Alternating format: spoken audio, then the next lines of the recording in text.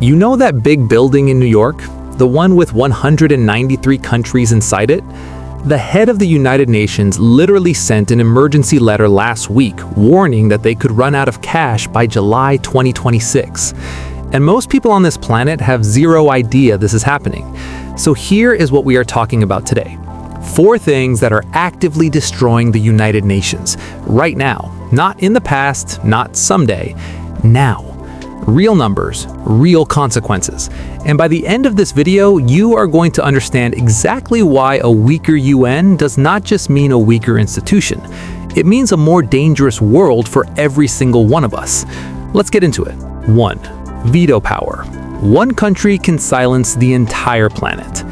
Let me start with the one that makes people the most angry. And honestly, it should. 5 countries sit on the UN Security Council with permanent seats: the United States, Russia, China, the United Kingdom, France. Each of them has veto power. That means any single one of these 5 countries can block any resolution permanently, no matter how many other nations on Earth agree. One country, one word, done. Now, let me show you exactly what that looks like in the real world. Syria. 2011, a civil war breaks out. Civilians are being slaughtered by the hundreds of thousands. The entire world is watching. So what does the UN do? Nothing. Not because nobody cares, not because there is no solution, because one country said no. Russia has vetoed 17 UN Security Council resolutions on Syria since the conflict began, 17 times. One country blocked action while over 500,000 people were killed. And the worst part? In 2023, Russia vetoed the renewal of a humanitarian aid route called Bab al-Hawa. That single route was delivering food, medicine, and clean water to 4.1 million people in northern Syria, people who had no other way to survive. Russia said no, the route shut down. 4.1 million people got cut off. And it's not just Russia. The United States has used its veto 89 times since 1946.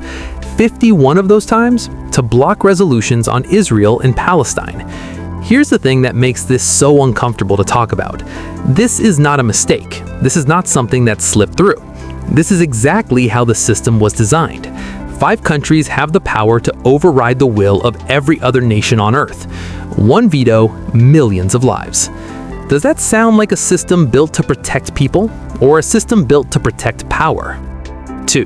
The money is running out, and nobody is paying. Here's the thing nobody is talking about.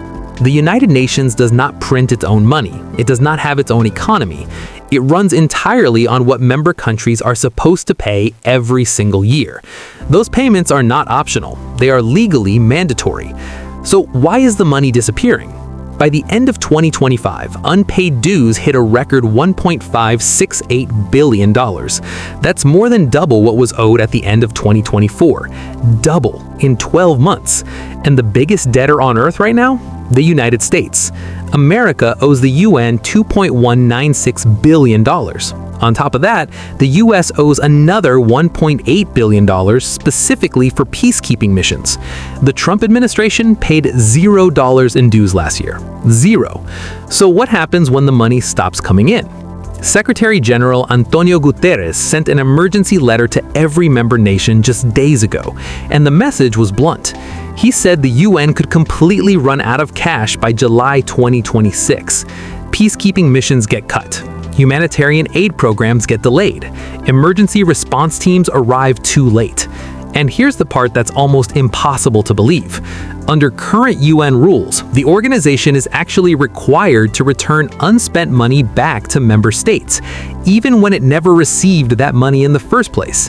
Guterres himself called it a Kafkaesque cycle of giving back cash that doesn't exist.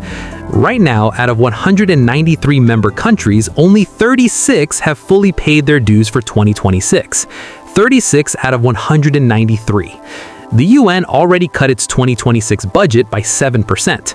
They're cutting 2,681 jobs, an 18.8% reduction in staff. The organization that's supposed to coordinate global peace is running on fumes, and the world is not paying attention. 3. The trust is gone, and the numbers prove it. This one is happening right now, and the data is clear. The United Nations does not have an army. It does not have the power to force countries to do anything. The only real weapon it has is trust. People and governments have to actually believe the UN is fair, neutral, and consistent. Because the moment that trust disappears, the UN loses everything. And trust is disappearing fast. According to the Edelman Trust Barometer, 23 out of 27 countries tracked showed a drop in trust in the UN between 2021 and 2024. In the Pew Global Attitude Survey, UN favorability declined in 12 out of 14 countries over the same period. Average favorability across all countries surveyed fell from 65.2% down to 59.7%, and most of that drop happened between 2023 and 2024.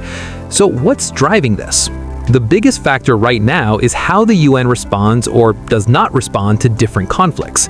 Look at how the world has treated the war in Ukraine versus the war in Gaza. When Russia invaded Ukraine, the UN General Assembly passed resolutions condemning the attack within days. Western nations imposed massive sanctions on Russia. Billions of dollars in military and humanitarian aid poured into Ukraine almost immediately. Now look at Gaza. The United States vetoed 3 separate UN Security Council resolutions calling for a ceasefire in Gaza. The response from Western nations has been a fraction of what Ukraine received. Countries in the global south, nations across Africa, Asia, and the Middle East have openly accused the West of double standards. And they're not alone in saying it. At a Security Council meeting earlier this year, member states used the words crisis of confidence, palpable loss of trust, ruinous mistrust, and unprecedented crisis of credibility, all to describe what's happening to the UN right now. UN Secretary General Guterres himself stood up at the General Assembly and said the world is in what he called a purgatory of polarity. He said more and more countries feel like they can trample international law, violate the UN Charter, and utterly disregard the welfare of their own people with zero consequences. When people see the UN respond to one war with full force and to another war with silence, the message is clear. The rules are not universal. They are selective. They depend on who's involved. And once people believe that, once trust is actually gone, the UN loses the only thing that gave it any real power in the first place. 4. Countries are leaving the UN behind and building their own systems. Here's the last threat, and this one is the slowest moving, but it might be the one that actually finishes the job. Countries aren't attacking the UN. They're not trying to shut it down with some dramatic confrontation. They're simply choosing to stop using it, and they're building entire systems to replace it. Start with China. China launched the Belt and Road Initiative in 2013. By 2024, 149 countries had signed agreements to participate. That's more than 3/4 of every nation on Earth partnered directly with China, outside the UN. In the first half of 2025 alone, Chinese companies signed $66.2 billion in construction contracts and invested $57.1 billion in projects across the world through the BRI. Cumulatively, since 2013, total BRI engagement has reached over $1.175 trillion. Trillion through one country's bilateral program, not through the UN. Now look at the United States. The Trump administration has withdrawn from the World Health Organization, withdrawn from the Paris Climate Agreement, withdrawn from the UN Human Rights Council, and refused to pay UN dues. Meanwhile, the proportion of global trade that follows multilateral institutional rules, the kind the UN was built to support, dropped from 87% in 2015 to 74% by 2025. The G20, the world's 20 largest economies, have been coordinating responses to financial crises, trade disputes, and climate agreements completely outside the UN framework. Each time this happens, the UN becomes less relevant. Not weaker in some dramatic way, not broken overnight, just irrelevant. And an irrelevant UN is one that no longer shapes how the world actually works. The meetings still happen. The speeches still get made, but the real decisions are happening somewhere else. Once enough countries make that choice, the UN doesn't disappear, it just stops mattering. Why does all this matters? So here's where we land. The veto system lets 5 countries protect their own interests, even when millions of lives are on the line. The money is vanishing because the countries that owe the most are choosing not to pay. Trust is collapsing because people can see that the UN treats different conflicts completely differently, and countries are building systems that cut the UN out entirely. These are not four separate problems. They feed each other. The veto blocks action. Blocked action destroys trust. Destroyed trust makes countries stop paying. And when countries stop paying and stop trusting, they stop using the UN altogether. It's a cycle, and it's already in motion. A weaker UN does not mean fewer crises. It means fewer ways to respond to them. Wars last longer, humanitarian aid disappears, and there's no single place left on Earth where 193 nations are supposed to come together and figure out what to do next. The UN is not perfect, it never was, but it's the only global institution we have that even tries. And right now, in 2026, that institution is being hollowed out from the inside.